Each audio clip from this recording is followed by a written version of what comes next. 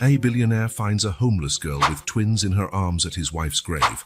But when he hears what she whispers, he is shocked by the discovery and begins to cry. The autumn sun cast long shadows across the Boston cemetery as James Anderson walked in. The 45-year-old billionaire, dressed in a flawless suit, stood out in the somber setting. Approaching Sarah's grave, James noticed something unusual. A girl around 5 years old was seated near the headstone, holding two twin babies in her lap. Intrigued, James hid behind a nearby statue, quietly observing the scene. "Thank you, Aunt Sarah." The girl's voice broke the silence. "Thank you for taking care of us. Michael and Madison are doing okay, see? I promise I'll keep taking care of them, just like you taught me." Her words hit James like a punch. He felt tears rolling down his cheeks, something that hadn't happened for years. Confused, James touched the tears. Why was he crying? He was James Anderson, the ruthless businessman. He had no time for sentimentality. "Aunt Sarah," the girl went on, "sometimes it's hard. I try to be strong for the twins, but I miss Mom and Dad so much. Do you think they're proud of me?" James felt his heart shatter. The maturity in the child's voice was devastating.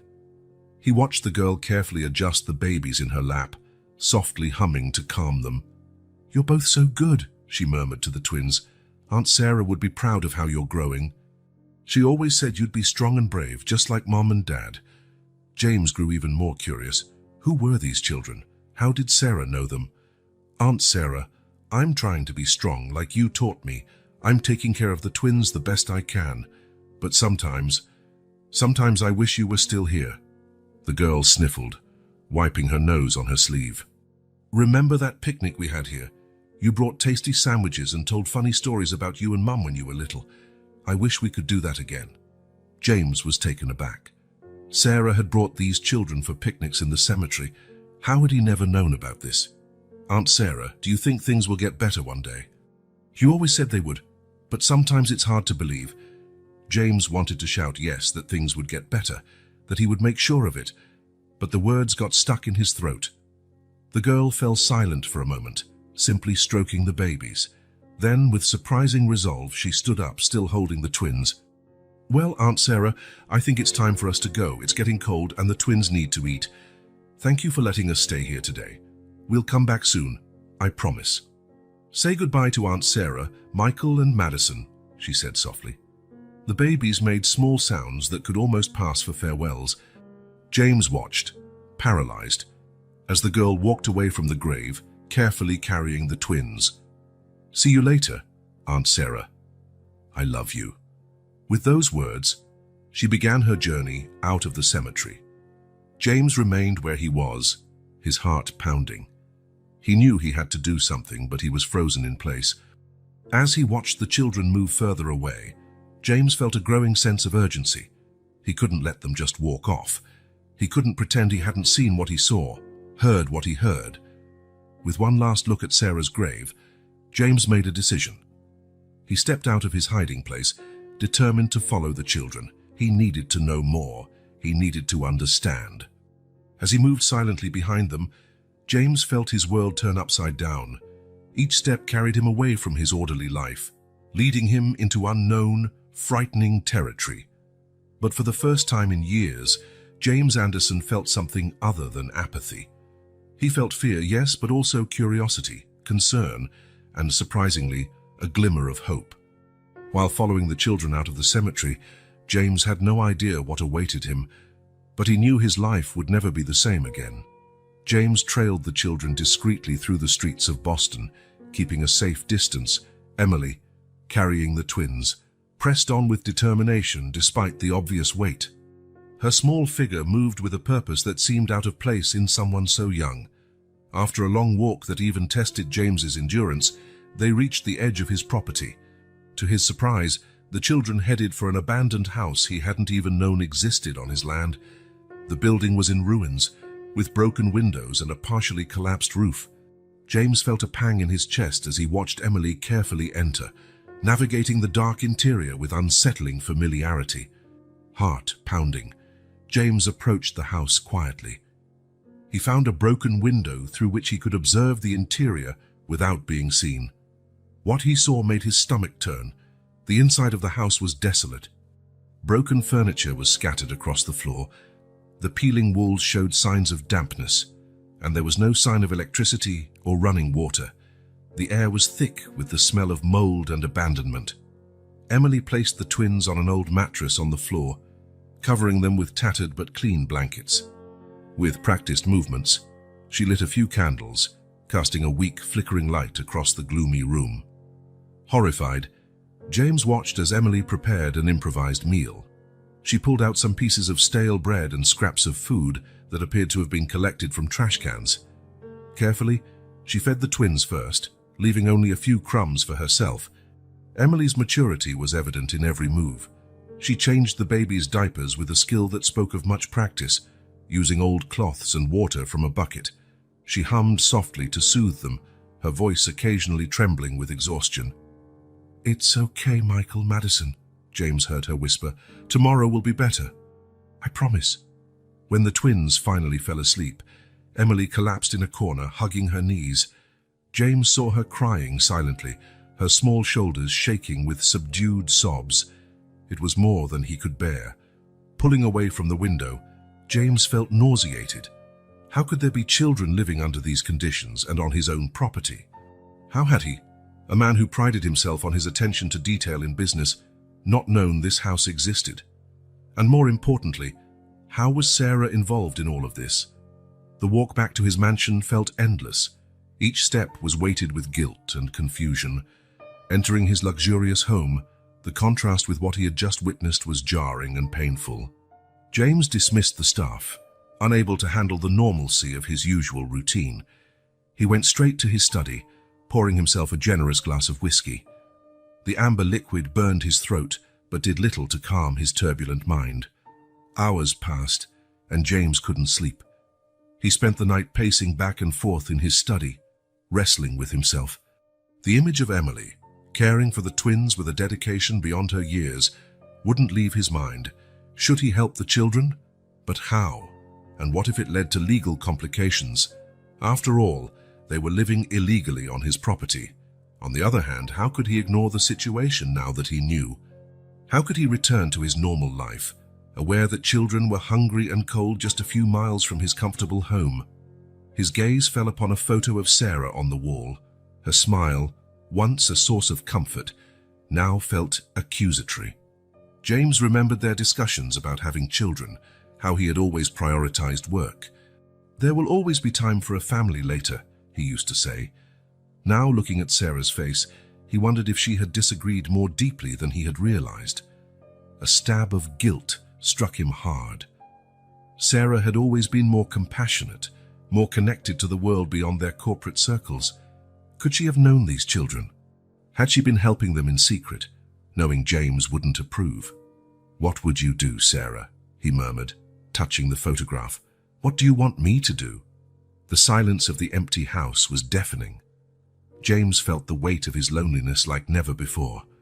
For years, he'd convinced himself his life was complete, that success in business was all he needed. But now, faced with the stark reality of those children's lives, he felt empty and lost. He picked up his phone several times during the night, almost calling his legal team or social services, but something stopped him. The fear of making things worse, of separating the children, paralyzed him. When the sun began to rise, painting the sky in shades of pink and orange, James still had no clear answer, but he knew, with a certainty that frightened and thrilled him in equal measure, that he could not simply go back to his normal life. The harsh reality he had witnessed had changed something fundamental within him. The layers of indifference he had so carefully built up over the years were crumbling away, revealing a vulnerability he had long forgotten he possessed. James found himself thinking about his own childhood. He had grown up in a wealthy family, never knowing hunger or the helplessness Emily and the twins faced. But he also never knew the kind of love and dedication he saw in that makeshift little family. He remembered Sarah, how she always insisted there was more to life than financial statements and corporate mergers. At the time, he thought she was naive, but now he wondered if she had been right all along. As the first light of day broke, James made a decision. He didn't know exactly what he would do, but he knew he had to act. He couldn't change the past, couldn't bring Sarah back or undo years of neglect. But he could do something now.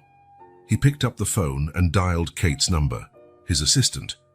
When she answered, her voice still groggy, James spoke with a determination that surprised even himself. "Kate, cancel all my appointments for today and get the car ready. I have something urgent to take care of." There was a pause on the other end. When Kate spoke again, her voice was alert and concerned. "Is everything all right, Mr. Anderson? Did something happen?" James hesitated for a moment. How could he explain what had happened? How could he put into words the transformation he felt inside? "Yes, Kate, something happened. And I think for the first time in a long while, something truly important is about to happen." After hanging up, James went to his closet. He walked past the expensive suits and Italian shoes, opting for simpler, more discreet clothing. As he dressed, his gaze fell on an old box in the back of the closet. With trembling hands, he opened it. Inside, he found memories of Sarah, photos, letters, small objects she had treasured. Among them was an envelope he had never noticed before. Curious, James opened it. Inside, there was a letter addressed to him, written in Sarah's elegant handwriting. With his heart pounding, he began to read. "My dear James, if you're reading this, it's because you've finally found the courage to look beyond the world you've built for yourself. There's so much I wanted to tell you, so much I wished we could share. But you were always so focused on work, so certain that success in business was all that mattered. There are children, James.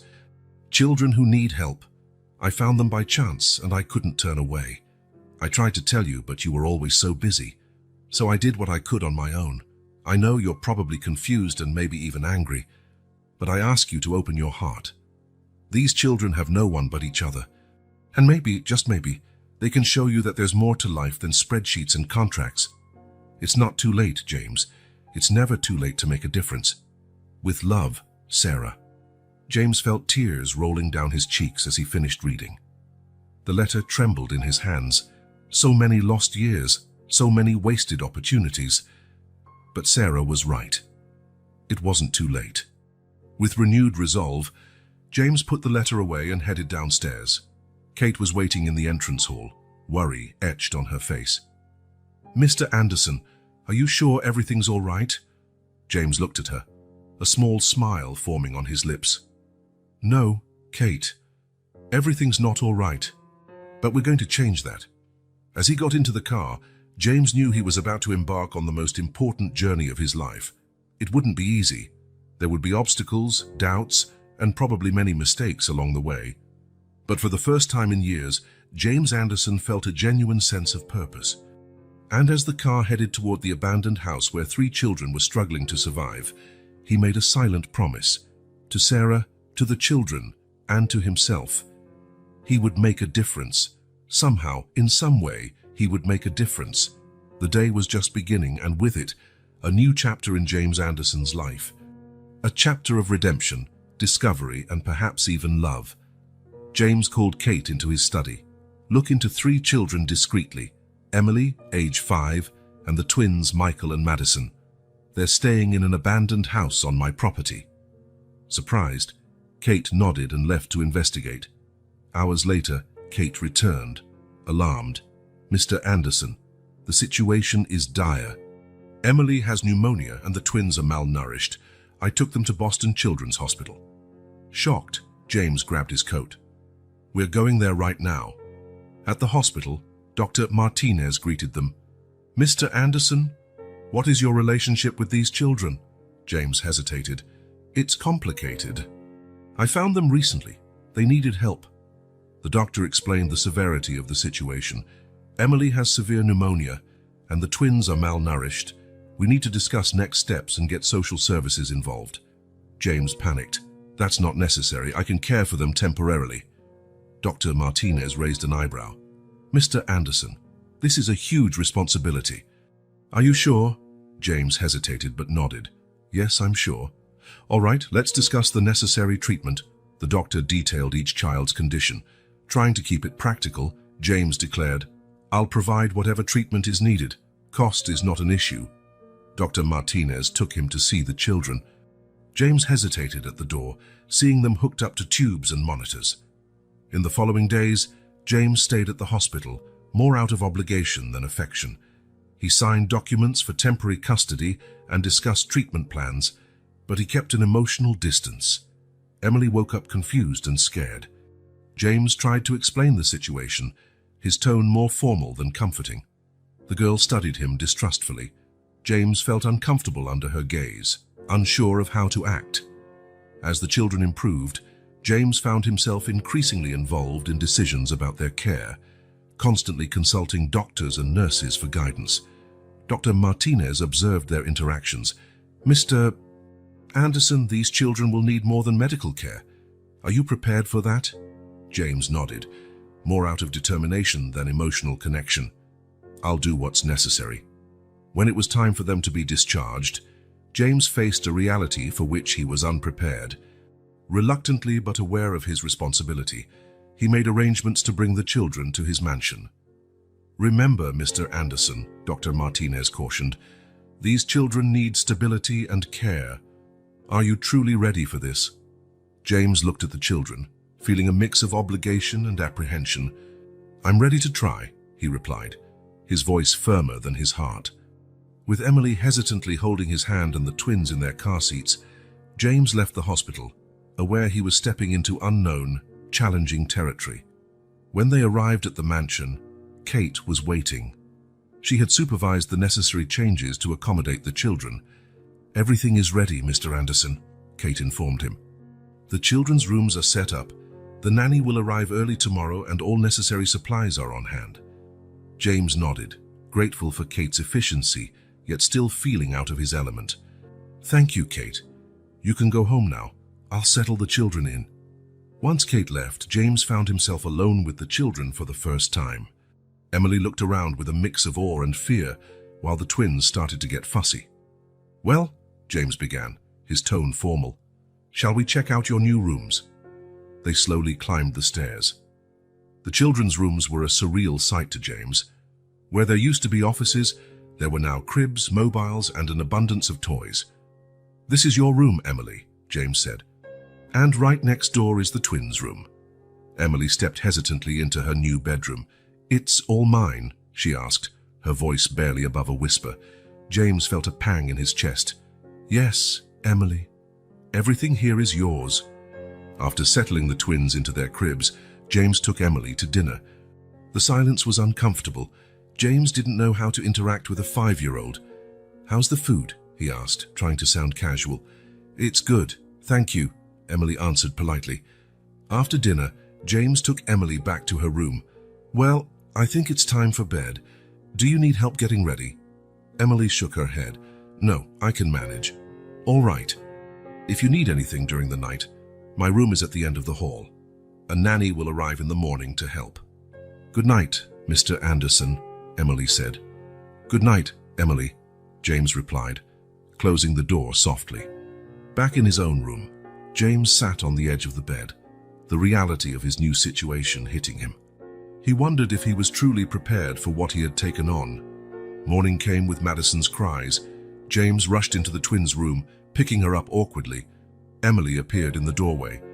"She's probably hungry," the girl said. "She always wakes up first for her bottle." James looked at Emily, surprised by her insight. "Oh, right. Let's fix a bottle then." In the kitchen, James watched, impressed, as Emily skillfully prepared a bottle. "You're really good at this," James commented. Emily shrugged. "I've always taken care of them." Someone had to do it. James felt a wave of guilt at her words. While Madison fed, Michael started crying. Determined not to rely completely on Emily, James decided to pick him up. As the twins ate, the doorbell rang. It was Clara, the nanny Kate had hired. "Good morning, Mr. Anderson," she said. "I'm here to help care for the children." James felt immense relief at her arrival. "Good morning, Clara. Please come in." "The children are in the kitchen." Clara quickly took charge, checking the twins and asking questions about their routine. James watched, feeling both relieved and somewhat inadequate. "Emily," James turned to the girl, "what would you like to do today? Maybe we can explore the garden." Emily looked at him, surprised. I can play in the garden. James nodded. Oh, of course you can. Actually, why don't we all go? With Clara helping with the twins, the group headed outside to the garden. Emily explored cautiously while James watched from a short distance. Seeing Emily play, James felt mixed emotions, relief that she was acting like a child, guilt over his own shortcomings, and a growing determination to make this work. That night, after the children were asleep, James reflected on the day. He knew he had much to learn, but he was committed to his decision. He had taken the first step, and there was no going back. James Anderson was embarking on the most challenging journey of his life, learning to care for 3 children in need. James allowed the children to stay in the mansion, hiring Clara, an experienced nanny, to care for them. He kept his distance, watching from afar as Emily, Michael, and Madison adjusted to their new reality. Clara arrived on her first morning, bringing a calm professionalism. James briefly instructed her about the children's medical needs and the routines recommended by the hospital. Mr. Anderson, what is your preference regarding your involvement in the children's daily care? Clara asked. It's best if you handle it. I have a business to run, James replied. Clara nodded. I understand. I'll keep you informed about their progress. James withdrew to his study, trying to resume his normal routine. Occasional sounds of laughter or crying reminded him of the change in his home. Emily observed Clara with distrust, rarely letting the twins out of her sight. Emily, sweetheart, Clara said gently, you don't have to worry so much. I'm here to help. Emily frowned. I take care of them, she answered firmly. Clara smiled. I know you do, and you do a wonderful job. But now you can just be a child too. The children began exploring the mansion with growing curiosity. Emily led these expeditions, always holding the twins' hands. James watched via the security cameras, noticing how tense Emily became near his study. He wondered what the girl thought of him, this stranger who had brought them to this huge house. One afternoon, during an important video conference, James heard a commotion in the hallway. Irritated, he stepped out to investigate. He found Emily trying to calm Madison, who was crying uncontrollably. Clara had stepped away briefly, leaving Emily momentarily alone with the twins. James stood there, unsure how to act. Emily looked at him, her eyes pleading for help, but also full of distrust. I'll call Clara, James said, retreating back to his study. The disappointed look on Emily's face haunted him for the rest of the day. That night, unable to sleep, James wandered through the mansion. He stopped outside the children's room, listening to their soft breathing. Memories of Sarah came rushing back, along with their debates about having kids. James, we can't put this off forever, Sarah would say, her face a mixture of hope and frustration. Now isn't the right time, he always replied, focused on his next meeting, his next acquisition. The weight of regret overwhelmed him. How many opportunities had he missed? How much time had he wasted chasing success at the expense of having a family? In the following days, James noticed subtle changes in his routine. Meetings were occasionally interrupted by the children's noises. He found himself checking the security cameras more often, watching Emily play with the twins in the garden, or help Clara feed them. One morning, James decided to have breakfast in the kitchen, something he never did. His entrance caused an immediate hush. Emily watched him cautiously while helping Madison with her food. "Good morning," James said, trying to sound casual. "Good morning, Mr. Anderson," Clara responded with a smile. Emily just nodded, quickly turning her attention back to the twins. James poured himself some coffee, sitting at the table. The silence was palpable, broken only by the sound of the babies eating. "How are they adjusting?" James asked Clara, avoiding Emily's gaze. "They're doing well," Clara answered. "The twins are gaining weight properly, and Emily's been a huge help." James nodded, noticing the small, proud smile on Emily's face when she heard the praise. In the days that followed, James began showing up more frequently for meals, asking occasional questions about the children's activities. He even spent some afternoons watching them play in the garden, though he kept a safe distance. Emily, meanwhile, started to relax a little more. She was still protective of the twins, but James caught her smiling more often, especially when she played with the new toys he had provided. One night, James heard crying coming from the children's room. He went over, ready to call Clara, but heard Emily's gentle voice. "Shh, it's all right, Michael," she murmured. "We're safe here. Mr. James won't hurt us. He's nice, I think." James felt his heart clench at those words. He realized how scary this must have been for Emily, being taken to a strange house with a man she barely knew. That night, James dreamed of Sarah. She was smiling at him, surrounded by laughing children in a sunny garden. "See, James," she said in his dream. "It's not so scary, is it?" James woke up with tears in his eyes, realizing all he had lost and all he now had the chance to gain, weighing on his heart. The next morning, James found himself considering spending more time with the children, but fear and uncertainty held him back.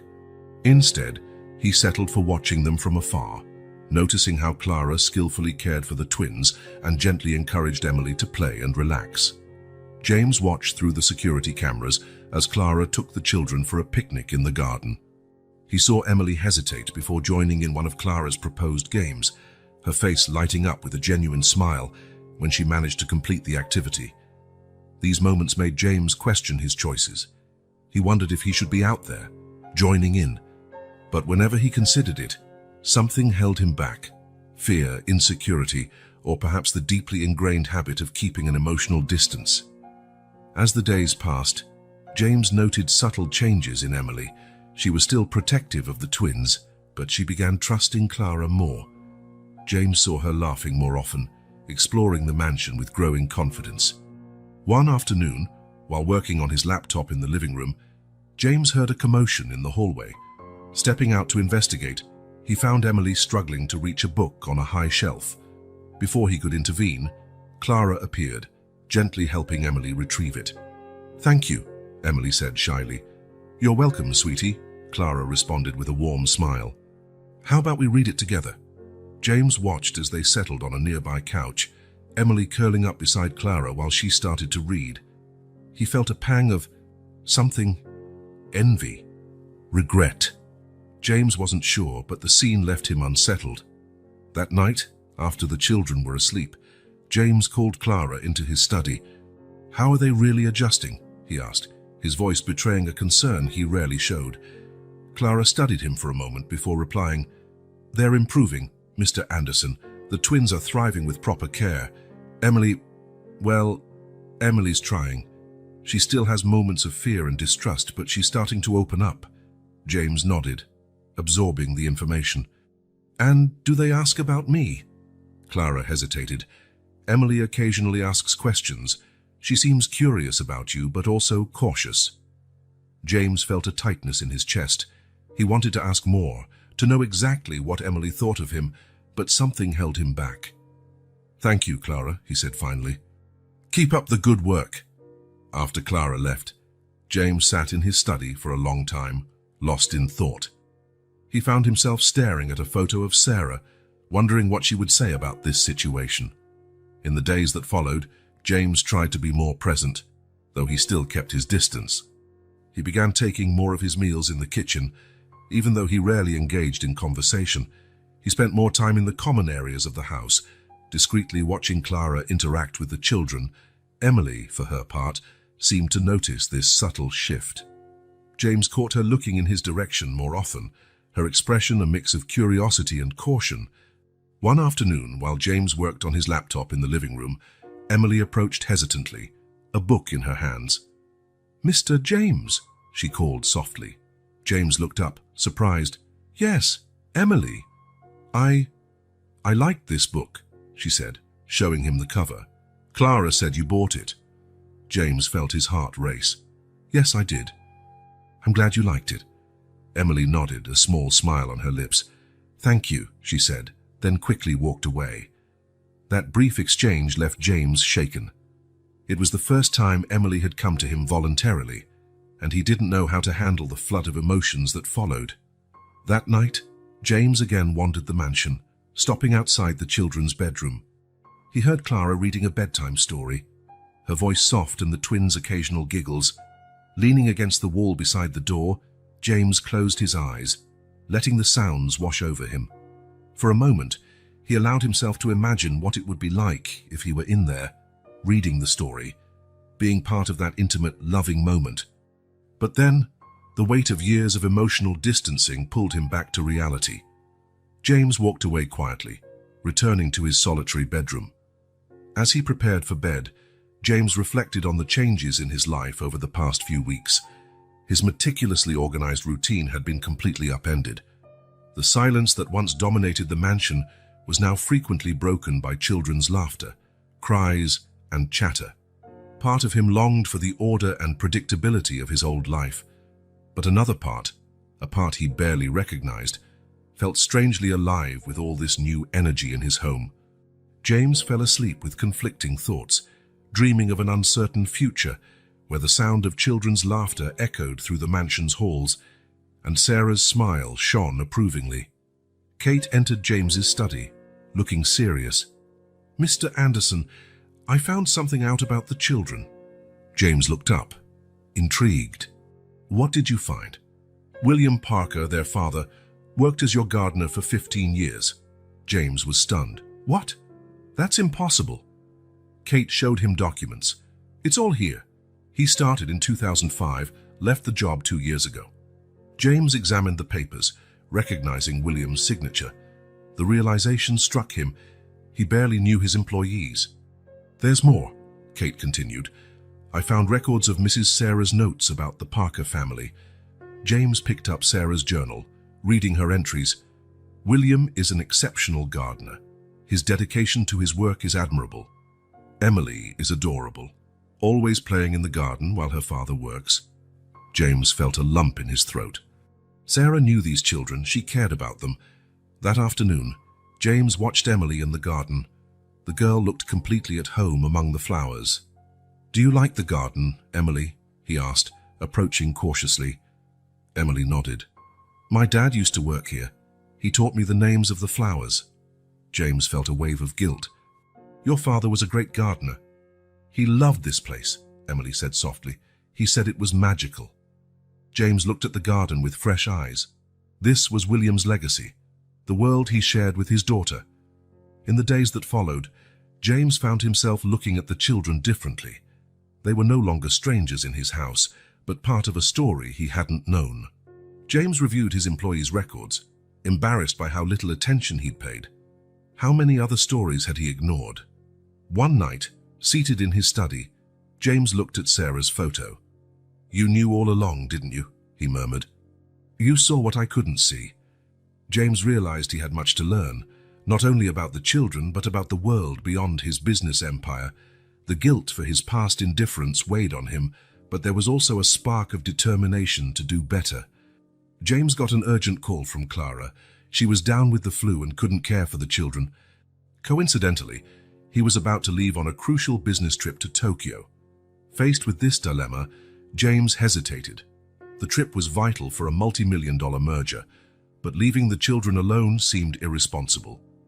After deliberating, James surprised everyone by canceling the trip. Kate was shocked. "Mr. Anderson, are you sure?" "This merger is vital." "The children need me right now," James said, unsure of his decision. In the morning, James faced 3 curious pairs of eyes. Emily asked, "Where's Clara?" "Clara's sick. I'll take care of you today," James replied nervously. The day began in chaos. James attempted to make breakfast, burning the toast and spilling milk. Emily watched with both amusement and concern. "Mr. James, can I help?" she offered timidly. Grateful, James accepted, surprised at Emily's competence in the kitchen. Together, they managed to prepare a decent meal. Changing the twins' diapers was another challenge. James struggled with the tabs and baby powder, making faces that made the babies laugh. "It's not that hard," Emily commented, demonstrating the correct technique. James felt a mixture of gratitude and shame at relying on a 5-year-old. In the afternoon, they tried a play session. James, used to high-stakes negotiations, found himself doing funny voices for dolls and building block towers. To his surprise, he enjoyed it. The sound of Emily's laughter when he accidentally knocked over a tower was contagious. Amid playtime, James received furious calls from his partners. Robert, the main one, was especially upset. "James, have you lost your mind? This merger is the opportunity of the decade. I understand your frustration, Robert, but unexpected responsibilities came up. What responsibilities could be more important than a billion-dollar deal?" James looked at Emily, who was playing with the twins. "Some things are more valuable than money, Robert." Evening brought new challenges. James struggled to give the twins a bath, soaking himself in the process. Emily giggled, offering helpful tips. At bedtime, James tried reading a story. His voice, usually used to intimidate in boardrooms, sounded awkward narrating a children's tale, but the kids seemed to appreciate the effort. Once the children were asleep, James reflected on the day. He was exhausted, yet felt a sense of satisfaction he hadn't experienced in years. His phone rang again. It was Kate, worried about the repercussions of cancelling the trip. "Mr. Anderson, the shareholders are furious. They're threatening an emergency board meeting." James sighed. "I understand, Kate. We'll deal with it tomorrow." Hanging up, James looked at the sleeping children. He realized he was on the brink of a significant shift in his life. For the first time in years, James questioned his priorities. The business world had always been his main focus, but now other responsibilities were emerging. He remembered Sarah and their arguments about family. She always insisted there was more to life than work. Now James was beginning to understand. The next day, James woke early, ready to face the consequences of his decision. Before diving into corporate chaos, he spent a few moments watching the children sleep. Emily woke up to find James in the kitchen, attempting breakfast once again. "Good morning, mister." "James Wheatree," she said cautiously. "Do you need help?" James smiled, grateful for the offer. "That would be great, Emily. Thank you." While they worked together, James realized how much he had missed by focusing solely on his career. The simple act of preparing a meal with Emily brought a joy no business deal had ever given him. The rest of the morning was a mix of childcare and corporate crises. James alternated between changing diapers and handling angry shareholder calls. During a brief lull, Emily approached James, who was visibly stressed after a particularly difficult call. "Mr. James?" she asked softly. "Are you okay?" James looked at her, surprised by her concern. "Yes, Emily. It's just some problems at work. My dad always said problems seem smaller when you're in the garden," Emily offered timidly. James considered her words. "You know what? Your dad was a wise man. How about we all go to the garden?" Time in the garden was therapeutic. James watched Emily play with the twins, feeling a peace he hadn't experienced in a long time. The worries about the cancelled merger and angry shareholders felt distant. In the afternoon, Robert showed up at the mansion, furious. "James, what are you thinking? We're on the brink of a corporate disaster." James greeted him calmly. "Robert, I understand your frustration, but I've realized there's more to life than mergers and acquisitions." Robert looked incredulously at the children playing in the garden. "You're throwing away years of hard work for this?" "I'm not throwing anything away," James replied firmly. "I'm gaining something I didn't know I needed." Their argument was interrupted by Emily, who approached timidly with a flower in her hand. "Mr. James, look what I found." James smiled, taking the flower. "It's beautiful, Emily. Thank you." Robert watched the interaction, his anger giving way to confusion. "James, what's happening to you?" "I'm learning to be more than just a businessman, Robert. Maybe you should try it too." After Robert left, James spent the rest of the day with the children. They played, told stories, and even tried cooking dinner, with mixed results and lots of laughter. That night, as James put the children to bed, he felt a wave of emotion. Emily hugged him before going to sleep, something she had never done before. "Thank you for today, Mr. James," she whispered. James felt tears in his eyes. "Thank you, Emily." Alone in his study, James reflected on the events of the past few days. He knew he would face serious repercussions at work, but for the first time in his life, that didn't seem so important. Looking at Sarah's photo, James smiled. "You were right all along," he murmured. "There's so much more to life than I ever imagined." That night, James slept with a new perspective. The unexpected responsibilities he had once feared had become a transforming experience. He knew the path ahead would be challenging, balancing his professional life with his new commitments. But for the first time in years, he looked forward to the future. James found Sarah's hidden journal in a forgotten drawer. Hesitantly, he opened it and began to read. March 10th. I dream of becoming a mother. James doesn't understand my desire for a family. Today I saw a mother with her baby in the park and felt a deep ache. When will we have that? James felt a lump in his throat. He kept reading. April 15th. Another argument about kids. James only talks about work and money. He said, it's not the right time. When will it be? I feel so alone. Guilt started to weigh on James. He flipped the pages, finding more painful entries. June 2nd. I tried talking about adoption. James didn't even consider it. He said children would disrupt our life or his. July 20th. I met the new gardener's family today. William Parker has a lovely wife and a little girl named Emily. Seeing them together made me cry afterward. Why can't I have that? James paused, vaguely remembering William. He kept reading. August 15th. William mentioned his wife is expecting twins. They're happy but worried about finances. I wish I could help more. September 3rd. I decided to help the Parkers in secret. James wouldn't approve, but I can't ignore children in need. I'll start setting aside some of my money for them. James was stunned. Sarah had a secret plan to help the children who were now in his home. He continued reading, discovering how Sarah had gotten closer to the Parker family. October 10th. I spent the afternoon with Emily while William worked. She's adorable. I taught her the names of flowers. For a moment, I could pretend she was my daughter. November 25th. The twins were born, Michael and Madison. They're perfect. I helped with some hospital bills. William and his wife are so grateful. I wish I could do more. James felt tears welling up. Sarah had forged a deep connection with these children, filling a void he had refused to acknowledge. December 14th. James didn't even notice I spent the whole day out. I took Emily and the twins on a picnic. Emily calls me Aunt Sarah now. My heart aches with joy and sadness. Guilt consumed James. He had been so focused on his career that he never noticed Sarah's pain or her hidden actions. January 30th. William is worried. His wife isn't well. I promised I'd look after the children if anything happened. It's the least I can do. James realized Sarah had committed to these children long before he knew they existed. March 15th. Tried talking to James about the Parkers. He barely listened. Sometimes I wonder if he even sees me anymore. The pain in Sarah's words was palpable. James remembered all the times he'd ignored her, prioritizing meetings and deals. April 2nd.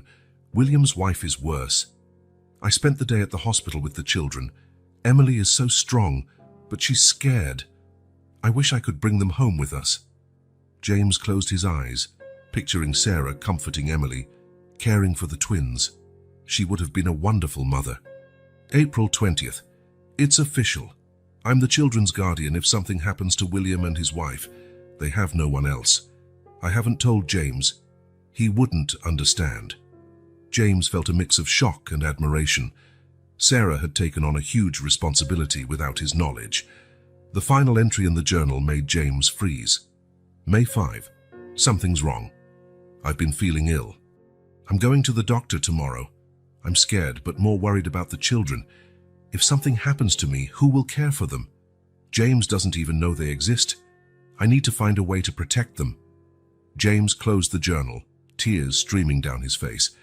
Sarah died a week after writing that entry. She never had the chance to tell him about the children or her promise to them. Sitting in his study, James felt crushed by guilt and regret. How many chances had he missed? How many times had he hurt Sarah with his indifference? He looked at Sarah's photo on his desk. "Forgive me," he whispered. "I was so blind." James realized he had to do things differently. He couldn't change the past, but he could honor Sarah's memory by caring for the children she had loved so much. He decided to try to better understand Emily, Michael, and Madison. It wouldn't be easy. He had no experience with children, and years of emotional distance had left him clumsy in relationships. but he was determined to try, for Sarah. James left his study and headed to the children's room. He stopped in the doorway, watching Emily read a story to the twins. The scene reminded him of Sarah's journal entries. "Emily?" he called softly. The girl looked up, surprised. "Yes, Mr. James. I'd like to know if you want to tell me about your Aunt Sarah." Emily's eyes lit up. "Aunt Sarah? She was the best." She knew the name of every flower and made the best peanut butter sandwiches. James smiled, sitting on the floor near the children. "Can you tell me more? I'd really like to hear." As Emily spoke excitedly about picnics in the garden and bedtime stories, James felt a mix of sadness and hope. He had missed so much, but maybe it wasn't too late to form a bond with these children Sarah had loved. "Mr. James," Emily asked after a while, "why didn't Aunt Sarah ever talk about you?" The question hit James like a punch. I think I wasn't very present in her life then, Emily, but I'm trying to change that now." Emily studied him for a moment. "Aunt Sarah would be happy to know you're taking care of us now." James felt tears in his eyes. "I hope so, Emily. I really hope so." That night, James stayed up for hours, rereading Sarah's journal and thinking about his life choices. He realized he had a chance at redemption, an opportunity to be the man Sarah had always believed he could be. He decided that from that moment on, he would do everything possible to understand and care for these children. It wouldn't be easy balancing his corporate responsibilities with his new commitment, but he was determined to try. "I'll do this right, Sarah," he promised, looking at her photo. "For you and for them." The mansion's doorbell rang, interrupting a peaceful Saturday morning. James, who was in his study reviewing some documents, frowned. He wasn't expecting any visitors. Opening the door, he found a middle-aged woman with graying hair and a stern expression. Before he could speak, she pushed past him and entered. "Where are the children?" she demanded, looking around. Stunned, James blocked her path. "Who are you?" The woman glared at him disdainfully. "Patricia Parker. I'm the children's aunt, and I've come to get them." James's heart pounded. "I'm sorry, but you can't just appear and take the children." Patricia let out a sarcastic laugh. "Oh, yes, I can. I'm their closest living relative. You have no right to them." Just then, Emily appeared in the hallway. Upon seeing Patricia, her face went pale, eyes wide with fear. James immediately noticed the girl's reaction. "Emily, it's all right. Why don't you go check on Michael and Madison?" Emily didn't move, visibly trembling. Patricia smiled, a smile that didn't reach her eyes. "Emily, dear, come give your aunt a hug." The girl backed away, tears in her eyes. "No," she whispered. James positioned himself between Emily and Patricia. "I think you should leave now," he said firmly. Patricia ignored him, still focusing on Emily. "Don't be rude, girl. Come here now." Emily let out a frightened sob and ran off upstairs. James felt a surge of protective anger that surprised him. "Get out of my house, now!" His voice was low and dangerous. Patricia glared at him. "This isn't over. I'll be back with the police and a court order. Those kids belong to me." With that, she spun on her heel and left, slamming the door. James stood still for a moment, processing what had just happened. Then, remembering Emily, he rushed upstairs. He found the girl huddled in the twins' room, clinging to Michael and Madison protectively. All three of them were crying. James approached slowly, kneeling down beside them. "It's okay now, she's gone." Emily looked at him, fear shining in her eyes. "Is she going to take us away?" "No," James promised, surprised by the firmness in his own voice. "I won't let that happen."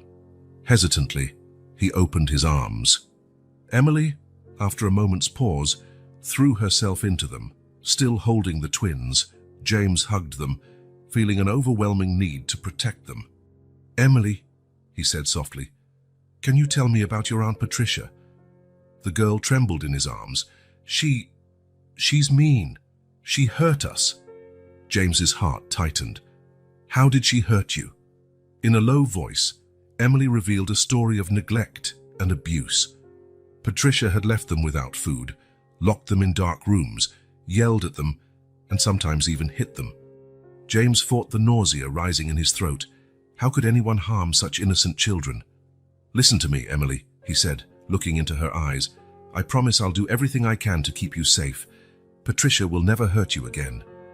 Emily studied him, seeming to judge the honesty of his words. Then, slowly, she nodded. James spent the rest of the day with the children, comforting them and reassuring them they were safe. That night, after tucking them into bed, he went to his study and picked up the phone. "Dr. Simmons, this is James Anderson. I need the best family law attorneys you can find immediately." In the days that followed, the mansion turned into a hub of legal activity. Lawyers came and went. Documents were signed. Strategies discussed. James threw himself into the process, determined to understand every aspect of the case. He spent hours studying custody laws, legal precedents, anything that might help. At the same time, he increased security at the mansion. Cameras were installed, guards hired. He wasn't taking any chances with the children's safety. Emily, still shaken by Patricia's visit, clung to James more than ever. He spent more time with the kids, reading stories, playing in the garden, simply being there. One night, he found Emily crying quietly in her room. "What is it, sweetheart?" he asked, sitting beside her on the bed. "What if she comes back?" Emily sobbed. "What if she takes us away?" James hugged her, feeling a surge of protectiveness he'd never known before. "I won't let that happen, Emily, I promise."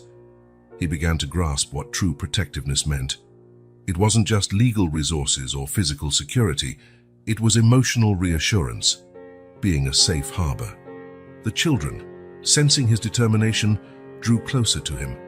Emily started seeking James out for comfort when she was scared. The twins, though too young to fully understand, seemed calmer in his presence. The legal battle intensified. Patricia's lawyers accused James of being unfit to care for the children, citing his workaholic past and lack of parenting experience. James remained steadfast.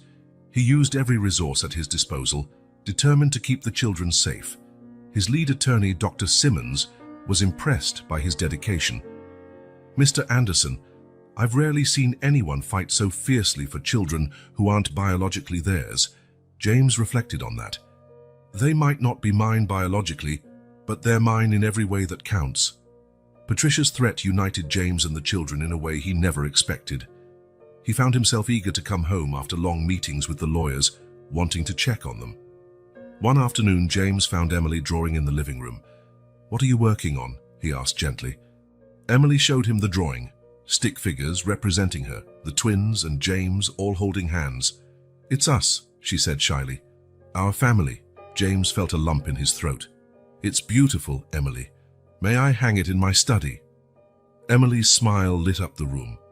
As the case progressed, James found himself amazed by his own transformation. The man who once put business above everything else now rearranged meetings to be home in time for the children's bedtime. His partners noticed the change. "James, you're different," Robert commented during a tense board meeting. "Is everything all right?" James smiled. "Better than all right, Robert. I think I've finally found something more important than work." One night, as James was putting the twins to bed, he heard a noise from Emily's room. Rushing in, he found her in the throes of a nightmare, screaming and thrashing. "Emily, wake up. It's just a dream," he said, gently shaking her. The girl woke with a start, terror in her eyes. Seeing James, she threw herself into his arms, sobbing. "She was here," Emily cried. "She was taking us away." James held her tightly. "It was just a dream, sweetheart. You're safe. I'm here." He stayed with Emily until she fell back asleep, softly singing a lullaby he vaguely remembered from his own childhood. Looking at the sleeping girl, James felt a renewed determination. He would do anything to protect these children, to keep them safe and happy. The next morning, James had an idea. He called Emily in for a talk. "Emily, I know you're scared your Aunt Patricia might come back," he began gently, "but I want you to know I'm doing everything I can to stop that. Would you like to see how we're doing it?" Emily nodded, curiosity in her eyes. James took her to his study and showed her some of the legal documents, the less intimidating ones, explaining in simple terms how the lawyers were working to protect them. "See all these people," he said, showing her a photo of the legal team. They're all helping to make sure you and the twins stay here safe. Emily looked at the documents and the photo, then up at James. Do you really want us to stay? James knelt down to her eye level. More than anything in the world, Emily. The girl hugged him tightly, and James felt something inside him break free. Tears he hadn't realized he was holding back began to fall. I love you, he whispered, surprised by the truth in those words. You're my family now. In the days that followed, James noticed a subtle shift in Emily. She seemed more relaxed, more confident. Even the twins sensed the change, smiling more and crying less. One afternoon, while playing in the garden, Emily turned to James with a serious expression. James, she called. Yes, sweetheart. Do you think maybe one day we could call you Dad? James felt his heart stop for a moment. Then a warm feeling spread through his chest. If that's what you want, Emily, I'd be honored, he replied, his voice thick with emotion. Emily smiled, a smile that lit up her entire face. I think I'd like that. That night, after putting the children to bed, James returned to his study. He opened Sarah's journal to the last page. You'd be proud, Sarah, he murmured. I promise I'll take care of them, love them, and protect them with everything I have. He knew the battle with Patricia was far from over. There would be more challenges ahead, more obstacles to overcome. But for the first time in his life, James Anderson was fighting not for money or power, but for love. Glancing out the window at the garden where he had played with the children earlier, James smiled. The unexpected threat from Patricia had solidified something within him. He finally completely understood what Sarah had always known, that love and family were life's real treasures, and he would do anything to protect that treasure. James sat in his study, staring at the adoption papers in front of him. His hand hovered over the pen, hesitant. Initiating this process meant a commitment that, until a few months ago, he never would have considered. The idea of officially becoming the father of Emily, Michael, and Madison filled him with a mix of conflicting emotions. On one hand, there was fear of failure, of not being the father these children deserved. On the other, there was a growing desire to protect them, to offer the stability and love they'd been denied for so long. Taking a deep breath, James finally signed the documents. That's it, he murmured to himself. There's no turning back now. Little did he know that signing those papers was just the beginning of a much bigger battle, both external and internal.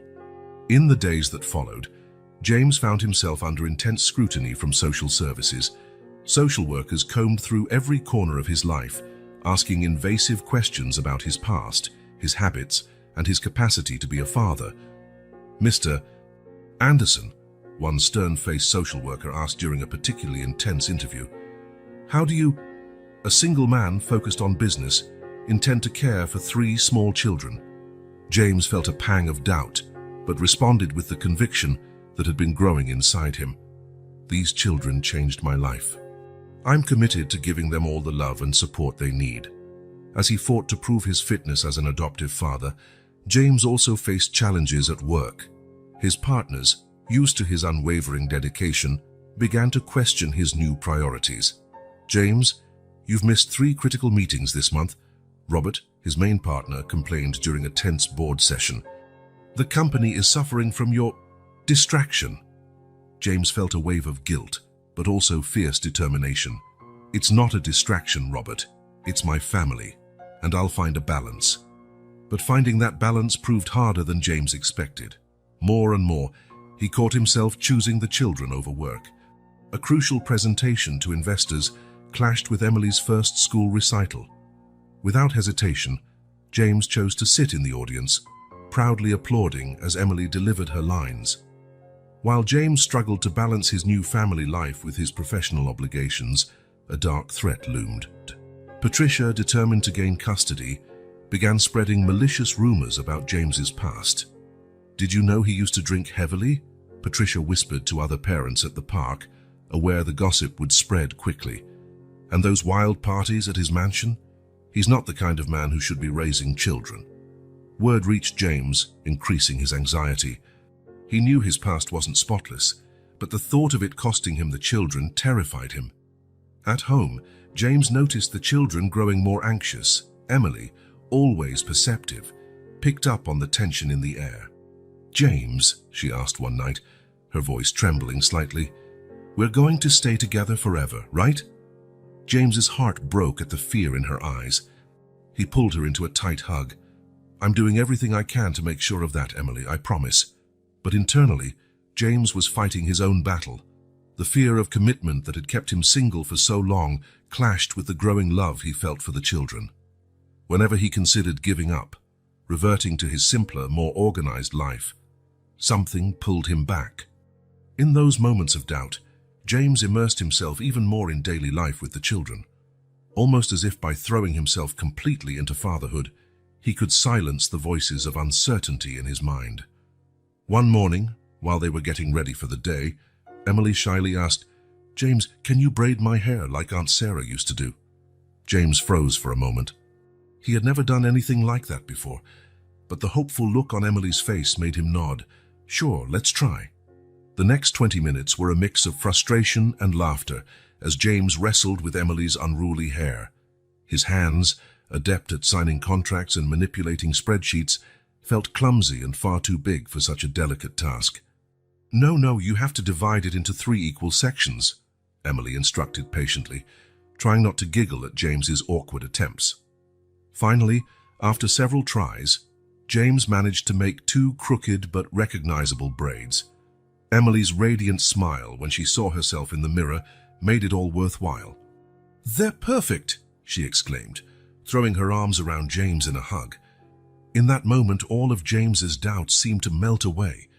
If he could make Emily smile like that, maybe he really could be the father she needed. Afternoons in the garden became a ritual for James and the children. While Emily explored the flowers, James played with the twins on the lawn. Watching Michael and Madison laugh and toddle around, James couldn't help thinking of William, their biological father. "Your dad loved this garden," James said softly to the twins, even though he knew they were too young to understand. "He took care of every flower and tree. I hope I can honor his memory by caring for you with the same love and dedication." As he played with the twins, James pictured William in that very garden, perhaps holding his children in the same way. The thought filled him with renewed determination. He couldn't replace William, but he could give the kids the love and security their father would have wanted for them. As the days passed, James found himself more and more involved in the children's daily routine. Important meetings were rescheduled or cancelled to accommodate school events, medical checkups, and simple playtime. His partners were furious.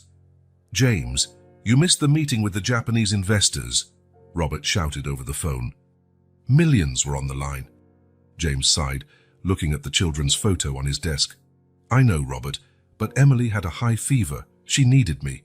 "A nanny couldn't handle that," Robert retorted, exasperated. "No, Robert, I'm her father now. It's my job to be there for her." The words came out before James could think, and he realized with a shock that he truly believed them. Somehow, without him noticing, these children had become the most important thing in his life. James's transformation didn't go unnoticed by the children. Emily, ever observant, saw how he was more present, more engaged. The twins, though too young for words, responded to James's love and attention with smiles and increasingly frequent laughter. It was during a quiet evening, as James read a bedtime story to the twins, that it happened. Michael, drowsy and snug in James's lap, mumbled something that made James's heart stop. "Daddy," the boy said softly, his eyes already closing with sleep. James froze, hardly daring to breathe. Next to him, Madison, not wanting to be left out, also mumbled a "da-da." The tears came before James could stop them. He hugged the twins tightly, his heart overflowing. "Yes," he whispered, voice thick with emotion. "I'm your daddy, always." In that moment, every doubt and fear James had about fatherhood disappeared. He understood, with absolute clarity, that there was nothing he wanted more than to be these children's father. The next morning, James looked at himself in the mirror and barely recognized the man looking back. Where once stood a relentless executive fixated on profits and acquisitions, there was now a father with dark circles from sleepless nights and a smudge of baby food on his shirt. And, surprisingly, he liked what he saw.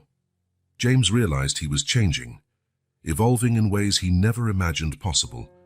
The man who once considered children a burden now couldn't imagine life without Emily, Michael, and Madison. Still, the battle was far from over. Social services continued their relentless investigation. Patricia was still a real threat to his new family, and his partners were increasingly dissatisfied with his new priorities. But now, James faced these challenges with renewed resolve. He was no longer fighting just for himself. He was fighting for his family. For Emily, who relied on him for protection. For Michael and Madison, who called him Daddy with such innocent love. One afternoon, while working in his home office, James heard a commotion coming from the children's room. Rushing over, he found Emily trying to calm the twins, who were sobbing inconsolably. "What happened?" James asked, picking up Madison while Emily held Michael. "They had a nightmare," Emily explained, her own voice trembling. "I think they dreamed about Aunt Patricia taking us away." James's heart twisted. He sat on the bed, pulling Emily and Michael close, forming a group hug with all three. "Listen up, all of you," he said softly but firmly. "No one is taking you away. We're a family now, and families stay together. No matter what happens, I'll always be here to protect you." As the children calmed down in his arms, James felt a wave of love and protectiveness so strong it nearly stole his breath. He realized then that he wasn't just changing. He had already changed. The old James Anderson, the man who prioritized business above all else, was gone. In his place stood a father, willing to do anything to protect and love his children. That night, after the children finally fell asleep, James returned to his study. He looked at the pile of contracts and reports on his desk, documents that once would have consumed all his attention. Now they seemed insignificant compared to the photos of the children adorning his workspace. James picked up his phone and dialed a familiar number. "Robert, it's James. We need to talk. Things have to change at the company. My family comes first now, and we need to find a way to make this work." As he spoke, James felt a peace he hadn't felt in years. He knew the road ahead would be tough. The adoption fight was far from over. Patricia was still a threat, and restructuring his professional life would be a massive challenge. But for the first time in his life, James Anderson was ready to fight. Not for money or power, but for something far more precious. The love of 3 children who had stolen his heart and transformed his life in ways he never could have imagined. And as he looked at the pictures of Emily, Michael, and Madison, James knew deep in his soul that there was no battle he wouldn't face for them. Because now he was more than just James Anderson, the business magnate. He was a father, and that, he realized, was the most important and rewarding role he had ever played in his entire life. The day of the final hearing arrived, bringing a palpable tension. James adjusted his tie nervously as he entered the courtroom, his eyes immediately searching for Emily, Michael, and Madison. The children sat with Clara, the nanny, in the front row. Emily gave him a small, brave smile that made his heart clench. Across the aisle, Patricia glared at James with disdain. Her lawyer, a slick-looking man named Mr. Simmons, whispered something in her ear. James felt a wave of apprehension but took a deep breath, remembering why he was here. The judge entered, and everyone rose.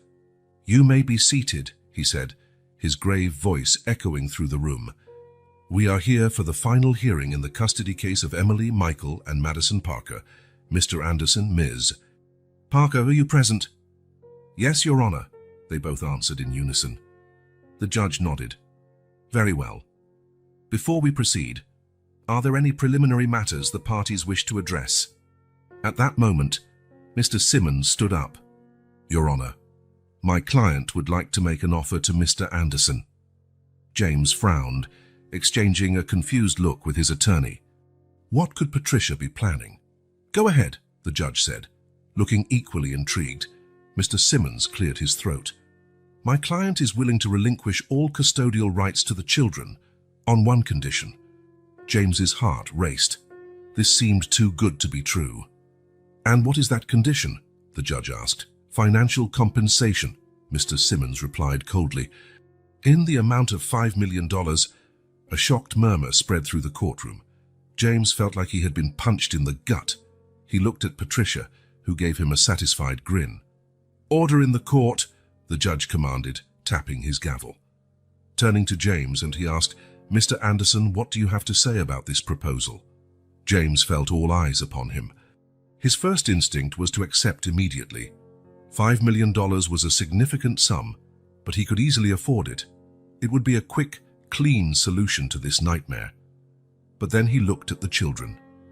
Emily watched him with wide eyes, clearly understanding what was happening.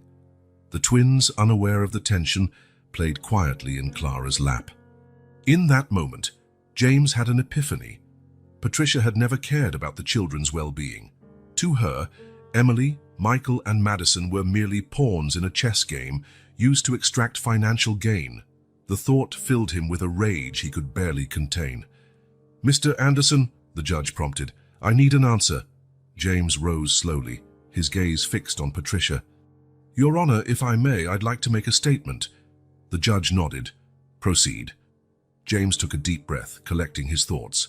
This was the moment of truth. "Your Honor, when I began this journey to adopt Emily, Michael, and Madison, I was a different man. A man who believed success was measured by profits, acquisitions, and corporate power. A man who saw children as a burden, a distraction from my goals. But these three wonderful children have shown me a different meaning of success and fulfillment.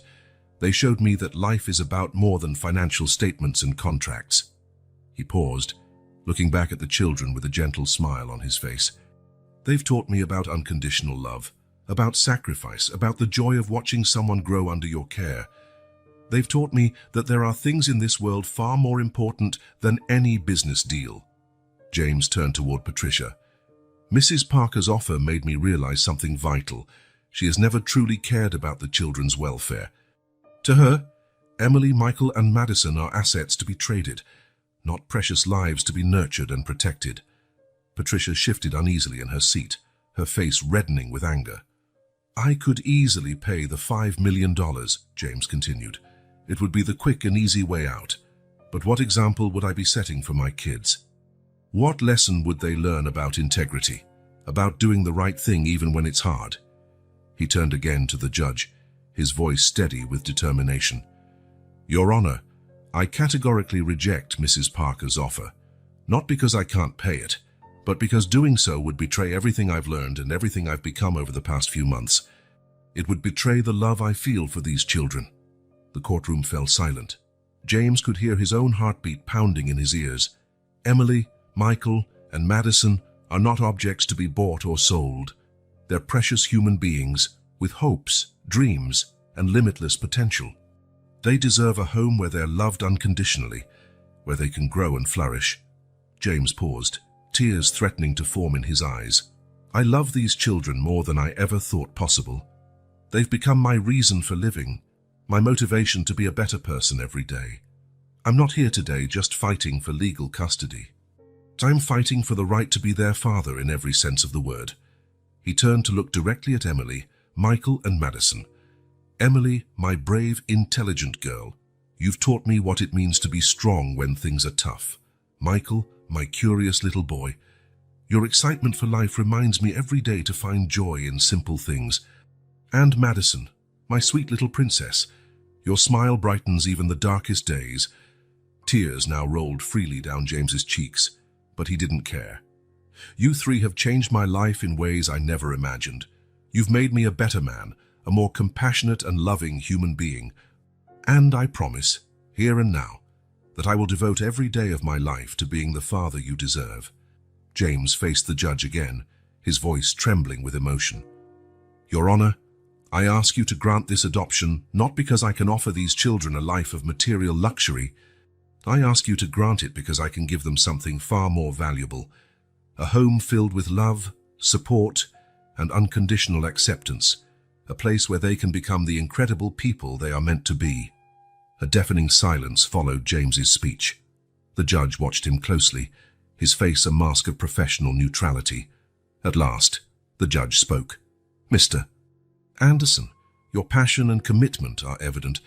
However, I must consider all aspects of this case before making a decision." He turned to Patricia. "Mrs. Parker, do you have any statement in response?" Patricia stood up, her expression a mix of anger and embarrassment. "Your Honor, Mr. Anderson is clearly emotionally unstable. His accusations are baseless and slanderous. I love my nieces and nephew and only want what's best for them." The judge nodded. "I see. Mr. Simmons, does your client still maintain the offer to relinquish custody in exchange for financial compensation?" Patricia's lawyer, looking uncomfortable, hesitated. "Well, Your Honor, that offer was made in a spirit of compromise." "I understand," the judge said dryly. "Should I interpret this as an admission that your client's primary concern was financial gain rather than the children's welfare?" Mr. Simmons stammered, unable to form a coherent reply. The judge sighed deeply. "Very well. Having heard all parties and considered all the evidence presented throughout this case, I'm ready to deliver my decision." James felt his heart race. This was the moment that would define the rest of his life and the lives of Emily, Michael, and Madison. It is the opinion of this court that the children's best interests are served by granting full adoption to Mr. James Anderson. James could hardly believe what he was hearing. He had won. The children were officially his. Mr. Anderson has demonstrated not only the financial capacity to care for the children, but, more importantly, a genuine commitment to their emotional well-being and development. His willingness to prioritize integrity and love over financial convenience is commendable. The judge turned to Patricia. As for Mrs. Parker, this court views with extreme concern her attempt to monetize custody of the children. Such behavior raises serious doubts about her suitability as a guardian. Patricia looked as though she wanted to protest, but a stern look from the judge silenced her. "The adoption is granted, effective immediately. Mr. Anderson, congratulations. You are now the legal father of Emily, Michael, and Madison Anderson." James could barely contain his emotion. Tears of joy streamed down his face as he turned to look at the children. Emily reacted first. With a joyous cry, she jumped over the barrier and ran into James's arms. "Daddy!" she shouted, clinging to him tightly. Michael and Madison, too young to fully grasp what was happening, sensed the excitement. They squirmed in Clara's arms, reaching out for James. James scooped up the twins, hugging all three children tightly. "We're together now," he whispered, his voice choked with emotion. "Forever." The entire courtroom seemed moved by the scene. Even the stoic judge wore a small smile. "Mr. Anderson," the judge said softly, "would you like to make any final remarks?" Still holding the children, James nodded, his face shining with happiness. "Today marks the start of a new journey for our family," he began, "a journey I never would have imagined a few months ago." He looked lovingly at each of the children. "Emily, Michael, Madison, you have transformed my life in ways I couldn't have foreseen. You taught me about love, sacrifice, and joy." James paused, swallowing the lump in his throat. "I promise you, right here and now, that I will spend every day of my life being the best father I can be. I will love you unconditionally, support your dreams, and stand by you through every challenge life brings." He looked around the room, his eyes shining with conviction. "For those who doubted my ability to be a father, or who thought my former life of business success defined me completely, I say this: people can change. Love has the power to transform us, to make us see the world and our priorities in a whole new way." James smiled, placing a gentle kiss on each child's forehead. "Emily, Michael, Madison, you are my greatest success, my greatest joy, my most precious legacy. Thank you for choosing me as your father." The courtroom erupted in spontaneous applause. James hardly noticed, entirely absorbed in the embrace of his children. As the excitement subsided and people began to file out, James took a moment for silent reflection. His thoughts drifted to Sarah. "Oh, Sarah," he thought, "how proud you would be of this moment. You always knew there was more to life than business success. You saw the potential in me to be more, to love more deeply." James pictured Sarah smiling at him, her eyes glowing with approval. He could almost hear her voice. "I knew you could do it, James. I always knew there was a big heart inside you, just waiting to be awakened." With the children still in his arms, James walked out of the courtroom into the bright sunlight.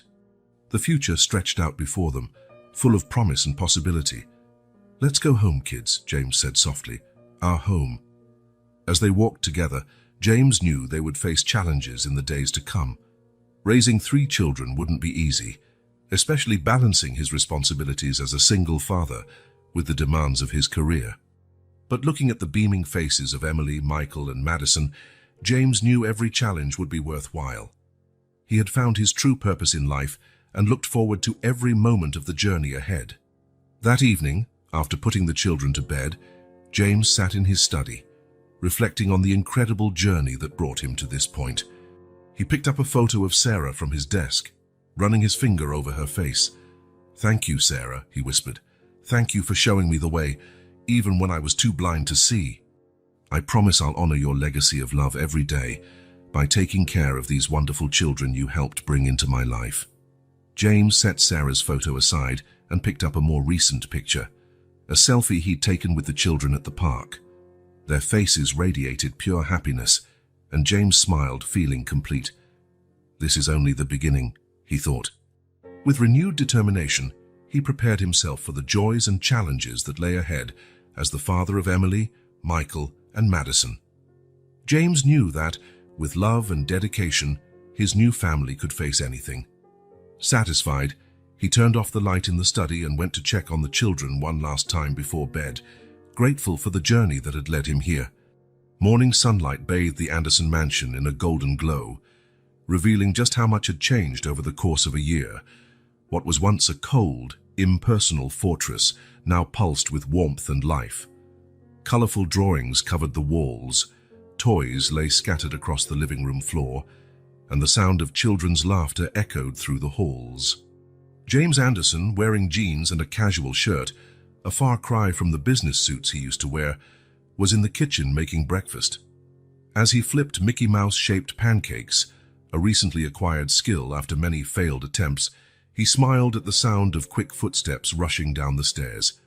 "Dad, Dad!" Emily shouted, bursting into the kitchen like a whirlwind of energy.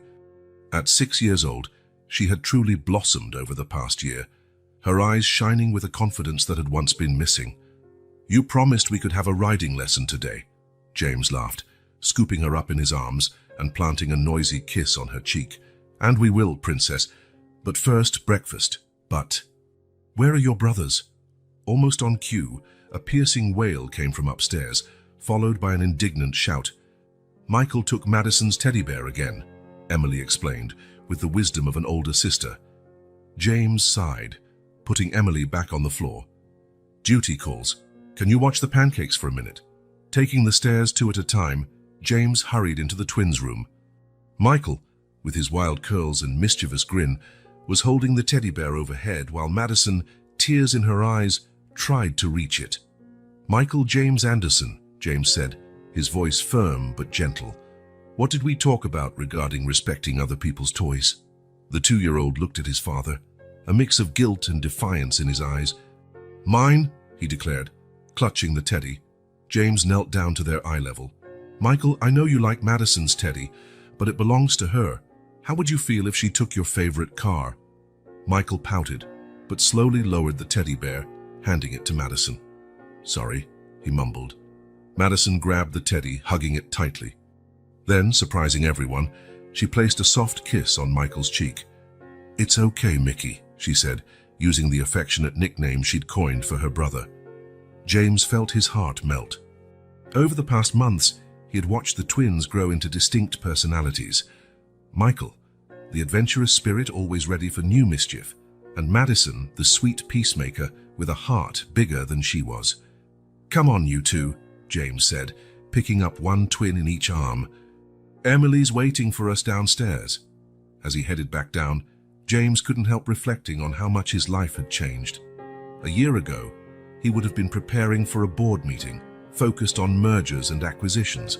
Now, his biggest concern was making sure everyone got the same amount of syrup on their pancakes. In the kitchen, Emily had set the table perfectly, proud of her growing independence. James placed the twins in their high chairs and served breakfast. "So, what's on the Anderson family agenda today?" he asked, cutting Madison's pancakes into small pieces. Emily, her mouth full of pancake, launched into a list of her plans. "Riding lesson?" Then my piano lesson, and later can we work in the garden? James nodded, smiling. Since Emily had shown an interest in music, he'd hired a piano teacher. Now, the mansion often echoed with her tentative but determined practice. That sounds perfect, sweetheart. And you too, he added, turning to the twins. How about some time in the pool after your nap? Michael clapped enthusiastically, while Madison nodded shyly. After breakfast, while the children got ready for the day, James made a few quick calls to the office. Though he was still CEO of his company, he had delegated many responsibilities, choosing to focus on fatherhood. His new outlook on life had also led him to launch a foundation dedicated to helping orphan children and families in need. Kate, he said to his assistant over the phone, how are the preparations for next month's fundraiser event? All on schedule, Mr. Anderson, Kate replied. Invitations have been sent, and we already have confirmations from several major donors. Excellent, James said. Make sure everyone understands the real impact we can make for these kids. I want that to be the focus. Hanging up, James smiled. The Sarah Anderson Foundation, named in honor of the woman who had changed his life even after her passing, was his way of honoring Sarah's legacy of love and compassion. The rest of the morning passed in a blur of activity. James proudly watched Emily during her riding lesson, applauded her efforts on the piano, and helped the twins build a sandcastle in the sandbox he had installed in the garden. In the afternoon, while the twins napped, James and Emily worked in the garden. It was a tradition they had started, taking care of the flowers William Trone, Emily's biological father, had planted years before.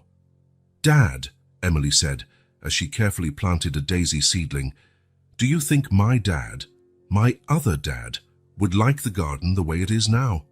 James felt a tightness in his throat. I'm sure he would, sweetheart. Your father loved this garden, and I'm sure he'd be proud to see how you're caring for it. Emily smiled, lighting up her whole face.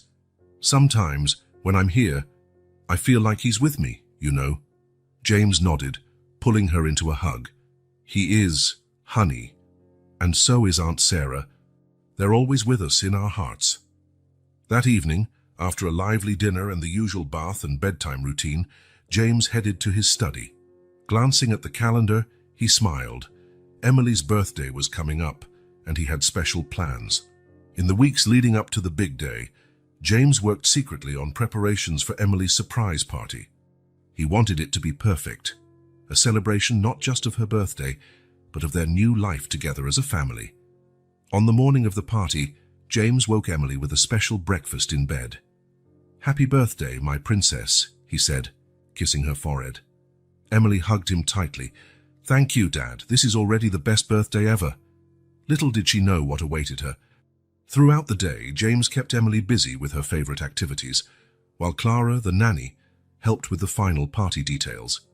When the time came, James gently covered Emily's eyes and led her to the garden. Ready? He asked, removing the makeshift blindfold. Surprise! Voices shouted in unison. Emily stood in awe. The garden had been transformed into a fairy tale scene. Twinkling lights hung from the trees, a lavish dessert table was arranged, and a mini carousel turned slowly in the corner. Her school friends, children of James's employees, and even a few beneficiaries of the foundation were all there, smiling and clapping. Dad! Emily cried, tears of joy in her eyes. This is incredible. James knelt down, hugging her tightly. You deserve this and so much more, my love. The party was a resounding success. Children laughed and played, adults chatted animatedly, and happiness filled the air. James observed it all with a smile, his heart brimming with gratitude. In a quiet moment, he stepped away to watch the scene before him. Emily, radiant in her princess dress, played with the twins. Michael ran in circles, his contagious laughter echoing through the garden, while Madison danced gracefully to the music. James felt a hand on his shoulder. Turning, he saw Robert, his old partner, now a friend.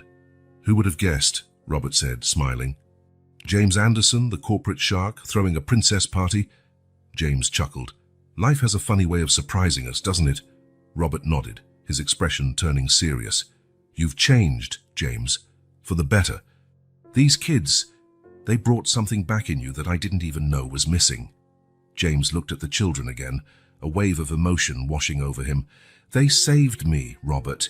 They showed me what really matters in life." After the party ended and the guests left, James gathered the children. "I have one more surprise for you," he said quietly. They drove to the cemetery, James carrying a bouquet of flowers. Standing before Sarah's grave, the family paused. "Happy birthday, Aunt Sarah," Emily said, placing a flower on the headstone. "Thank you for taking care of us and for bringing Dad into our lives." Tears blurred James's vision. He knelt, tracing Sarah's name on the stone. "Thank you, Sarah," he whispered, "for everything." Back at the mansion, the children, exhausted but happy, went to bed.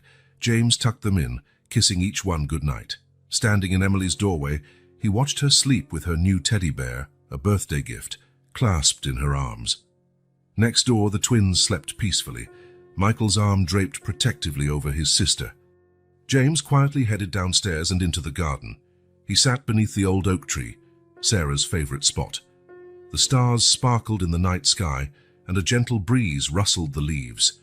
Closing his eyes, James thought about the remarkable journey that had brought him here. From a man who once cared only for financial gain, he had become a devoted father and philanthropist. Sometimes it still surprised him. "You were right all along, Sarah," he murmured into the darkness. "There was so much more to life than I ever realized." He thought about all the new traditions they had created as a family. Sunday pancakes, Friday movie nights, Saturday bike rides.